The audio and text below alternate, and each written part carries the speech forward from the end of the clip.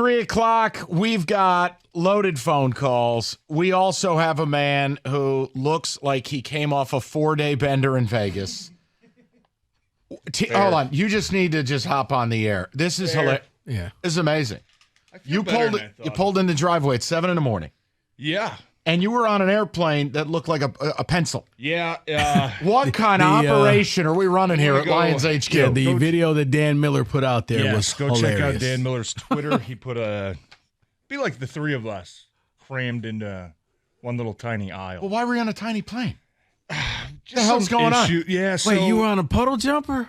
He was on a Buddy Holly plane, like 2 props. Oh, man. There was an issue with the normal plane, and it being that late at night, I guess they couldn't fix it, so we sat at the stadium forever, then we sat at the airport forever. They had to fly one in from Minneapolis. I'll tell you what, though, it's much better having that delay after a game like that. Correct. It's a little bit more palatable. Question for you before we get to the football, because they were showing something on TV, and I didn't have the answer to it. These houses, obviously, you played in Green Bay. The houses that are around the stadium, and these sick backyards people have built. Yeah. So they showed a guy, and it looked like the nicest golf clubhouse you could imagine, all Packer etched glass.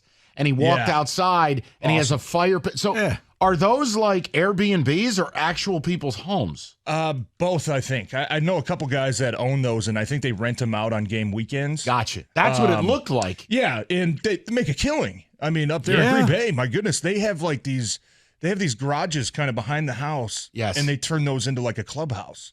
And, they do like a rooftop bar up on top of the house and on top of the garage. Like it is really cool. I mean, every time when I was with the Lions, when we go back to Green Bay, the new guys on the team, the rookies, it's so funny to watch their face because you're just driving through a neighborhood. Correct. And then, bam, Lambeau Field. When I went there in 07, it's like, I'm like, am I going the right direction? And stadium. It's like you're lost. Post office, mid-century modern stadium. You're like, what? There's a row of houses right across the street that are awesome. Okay. I mean, one of them actually, they redid it, and it's like a replica of the stadium. It's the anti-Citrus Bowl in Orlando, awesome. where it's stadium. It's awesome. It's just neighborhood check cashing place, stadium. Yeah, pretty much. Yeah. So I had to ask because the Amazon coverage, they bumped back with it, and one of them was like, not a drone, but it was a walk through this dude's house. Oh, my God. Oh, that's the first time you saw it? That looks like something that should be in a Sarah McLachlan video. For $1 a day, you can feed this child, except it's TJ. I had an armrest firmly stuck in my groin for about 45 minutes. Oh, can you send that to me? That is TJ. I'll show you the video during the break. Okay. Yeah, that was. I was a little grouchy this morning, and like I said, I get very anxious when I travel, and when they tell me, "Hey, the plane broke," like that's the last thing you want to hear when you're already scared to death to fly. You're scared of flying, huh? I don't like flying. But what do you want them to say? I mean, we're here for the next 3 hours. Anything but the plane's broke, not broken. Right?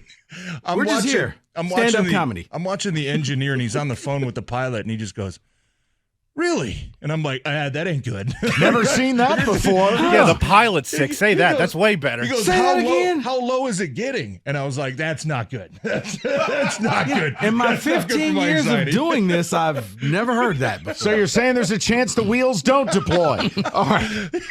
So from a football Can you perspective, fly with one wing? I want you to fill in the blank. You ready? Let's go. Best first half of Lions football since. I can't. Dutch Clark, 1936. I feel like there was one last year against Jacksonville, but with everything considered, right? On the road, division opponent, Right. Short turn, like early in the season to go to 3-1, like that was absolutely massive. People coming off of injuries, yeah, and short turnaround. I mean, it's hard to play Thursday night games. It's hard to play them on the road. You're traveling. I mean, you just early in the season, you're a little bit more healthy than late in the season, but. Man, I'll tell you what, I was so impressed. This is just it's a tough-ass football team. Like, it's just a tough-ass football team. Physically, mentally. I mean, Jared Goff, I know we've kind of nitpicked a little bit the last couple weeks about, play here, play there. But you just talk about a guy with just mental toughness. I mean, he comes out first possession, throws a pick, defense does their job, keeps him to 3, comes right back, rips off 27 points, right? You see players a lot where they make a mistake early in the game, and it's like, oh boy, right? We know another one's going to eventually come. I think that with Jared Goff this year, the last 3 games, every time he's thrown a pick, the very next drive he goes down and scores a touchdown. Like that to me is mental toughness, just putting it away, saying, all right, I made a mistake. Let's not let it compound and start snowballing into bad things. Let's go out there, get it right. Let's get it fixed. And that to me is just a sign of mental toughness. And he's a physically tough dude too, man. No, he took a lot of shots. Oh yeah, he took a lot of shots in that Atlanta game. And you could tell yesterday he was hurting a little bit. See, I think he's just a tough guy. I think the thing that helps Jared Goff is knowing that when I make mistakes, this defense, you're going to bail me out. You're going to go out there, you're going to make sure they don't score, and I'll go fix this problem. Yeah, your margin of error isn't what it was last year where coach talked about it every week. We cannot have this mistake. We're not good enough to overcome a pick six. We're not good enough to overcome, this dumb penalty on third down and giving the other offense a free first down. We're not good enough to overcome that.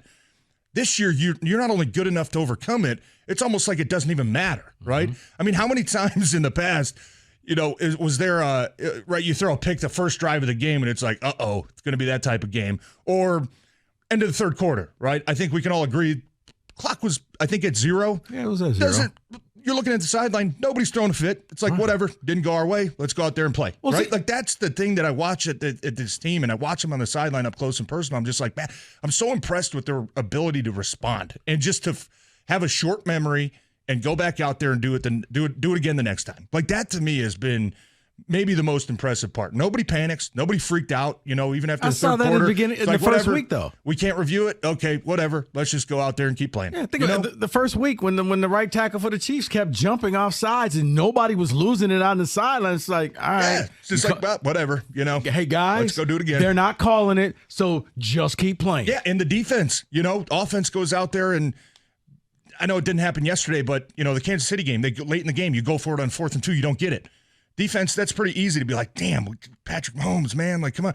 Nope, let's just go back out there, get another stop, and that complementary style of football, it's impressive, man. And that this was a physical-ass team yesterday. I mean, you watch Green Bay, and they looked like a finesse punch. They got punched in the mouth. They had no answer whatsoever. It kind of backed down a little bit. And, of course, they hit a couple big plays in the second half. It's going to happen. The guys made some circus catches, don't get me wrong. But when it came back to Detroit, hey, we got the ball back. Let's go show them what big boy football is, right? You go on a 14-play drive, eat up 9 minutes. Quay Walker does something stupid again. You what put is that wrong game out with that kid? So, sorry. I mean, it's been 2 games in a row now, right, that he's done something stupid. And they said he went to meditation to get himself mentally better. You know what? I watched that play. I'm going to say it right now. I think that was a called play. I think that's on the coaches. Because you watched and I didn't think so either. The guy that was lined up over the right guard, grabbed the right guard's helmet and pinned him down. He knew Quay Walker was jumping. I don't think you don't do that on accident. You know what I mean? I think that's a called play. You're going to go vertical, not jump over, and everybody knows you can't do that play. Going to high school. And that's what I think. Sometimes coaches, you get late into a game and you're like, the refs really don't want to call ticky-tack stuff now. Let's just do it. It's already a 10-point game. Hey, if they call it, whatever. We're still down 2 scores anyways. If they don't call, they almost didn't call it, Rico. No, you're right. All of a sudden they came back. Right away. It's like that guy, that you can't do that. They didn't throw a flag. They went to TV timeout. The kickoff return team was out there. The Lions were getting ready to kick off. All of a sudden, you see a little huddle 2 minutes later over at the 15-yard line, and a flag just dropped out of my pocket. Yeah. Somebody called that down. I'm telling you right now, because if it's a sky judge, if it's somebody at the game, that usually comes within 10 seconds, right? We've seen it a lot already where – hey, you ruled a completion, and then 5 seconds later, after review, after discussion, incomplete, right? This took 2 minutes. I think somebody called down, and I think the NFL knew. Yeah, they probably gave him a freebie at the end of the third quarter. We cannot do this again. We don't want to be the storyline. It's a penalty. You got to call it. Do you want a shot at maybe reffing the Super Bowl? You better go fix that. And that was a brand new referee crew, too. That was a brand new crew. Well, one thing I've noticed the head guy was new. Guys, the amount of early season, insanely bad calls. Did you guys see the Amari Cooper one last weekend? Amari the out of Cooper- bounds one. Yeah, it wasn't even close. So not only did they get the call on basis wrong, they got the procedure wrong by blowing the whistle. It's a 70-yard touchdown that's now an 18-yard catch, and it wasn't even close to being out of bounds. But whether it's that, whether it's the time issue in yesterday's game, I have seen week 1, the right tackle. I mean, Juwan Taylor. Taylor. You're seeing stuff, and I'm going. I know the Hollywood writers are on strike. Are the officials? Who are these people? What is this? And you know what? It's happened a couple times now to the Lions where I think in the past would probably be enough to break this team. Yes, not anymore. But it doesn't matter. Who cares? All right, they gave him a free play. It doesn't matter. We're still kicking their ass. Let's go out there and find a way to get a stop. A question, because I feel like the last 2 weeks have been a direct response to what they did against Seattle from an aggression standpoint on defense. And whether it's getting creative with Barnes as an edge, Aiden now doing the Max Crosby routine, minus regrettable neck tattoos. The whole idea is they're getting more physical at the line. They're bringing a little bit more pressure. No 10-yard Terry Fair cushions.